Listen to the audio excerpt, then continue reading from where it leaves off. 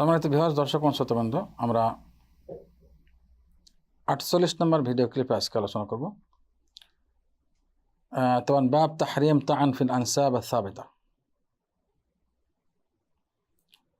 সম্মানিত ভিউয়ার্স, দর্শক ও শ্রোতাবৃন্দ, আমরা 48 নম্বর ভিডিও ক্লিপে আলোচনা করব যে কারো বংশ নিয়ে কথাবার্তা বলা কত বড় পাপ।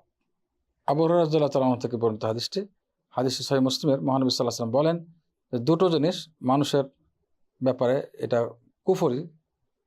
একটি হলো তার বংশ নিয়ে সমালোচনা করা, আর একটি হলো মৃত ব্যক্তির উপরে চিল্লা কান্না করা, যেটাকে আমরা বলি জাহেলি যুগের কাজ, চিল্লাচিল্লি করা, এই বিলাপ